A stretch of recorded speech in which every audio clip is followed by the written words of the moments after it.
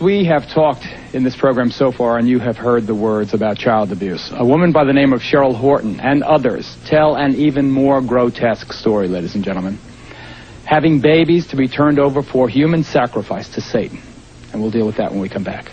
I am begging you, if you're a parent and you've got kids there, that this subject is just too upsetting for your young children. Please get them out of the room or change the station. We urge you to exercise parental discretion. It has been established, as you have already seen on this program, in courts of law now, that human sacrifice is sometimes an element in rituals performed by people calling themselves Satanists. There is no longer any doubt about that, though just how often it actually is done is obviously impossible to know. The ideal sacrifice, we are told, apparently requires babies. And there are those people in satanic sects, including mothers who have belonged, who tell of babies being bred for sacrifice. As sickening and unbelievable as it sounds, bearing children for use in satanic rituals may really be happening. My daughter, who I named Wendy, was sacrificed at birth with an upside-down cross and then taken outside and buried. My son, they kept and let live till 2 years old, and then he was sacrificed. Michael and I had a son, and he was dedicated to Satan at birth, and at 6 months of age he was sacrificed to Satan. It is most common for the heart to be taken from the child and offered to Satan. These women say they speak from personal experience. They claim to be breeders, forced by covens to bear children, both as a way for the cults to get new members and to find fresh victims for ritual murder.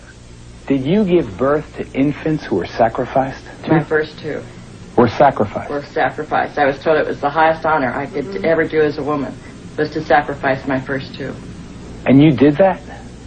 I was so brainwashed, I believed their philosophy. Jackie tells us she was able to escape her satanic cult. Today she helps other women, like Donna, who are trying to break free. You killed your babies? Take the skin off. You skin the baby? You take the baby's skin off? Do you feel remorse? Have you told the police? I had to do what I had to do, or I'd be killed like the babies that they made me watch killed, and that they put in my hand. They said, "Obey, or this is you." Jackie, you have some pictures drawn during the therapy sessions by the people who've been through this. Why don't you show me some of them? This picture is a person remembering skinning children and babies and hanging it out to dry. And skinning them, taking the skin off alive while they are alive, and skin them until they die. And that's how your babies died? They took a little patch about 3 by 4 off of her stomach, skinned her, and said, "We'll skin you all the way if you talk or cry." You learn not to cry real fast.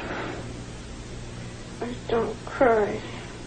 This is real hard for the police because they can never find proof, and that's because the bodies are sometimes consumed for communion, sometimes burnt, sometimes put in concrete.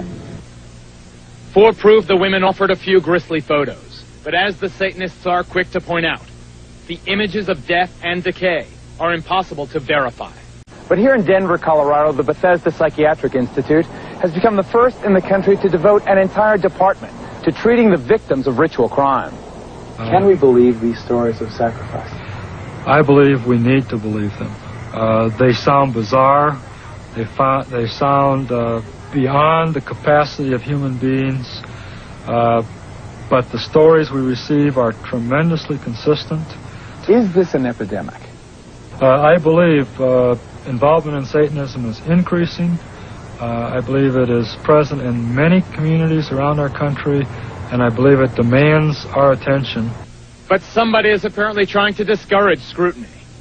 We've talked to therapists who treat ritual abuse victims, and they tell us of the threats they've received.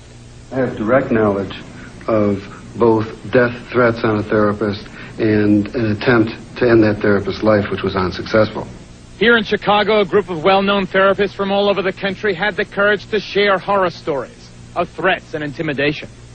Therapists have been directly threatened in ways that are quite alarming to them. The patient indicated to me that she wished to sacrifice the child with which she was pregnant. Naturally, I wasn't too enthusiastic about this. Shortly after this occurred, I started to get telephone death threats. One of the things that I would add is that we are now hearing these reports from literally hundreds of therapists in every part of the United States. Someone out there is telling us to back off. Still, the greatest toll seems to be on the women who say that they have bred babies. Babies that were sacrificed for Satan.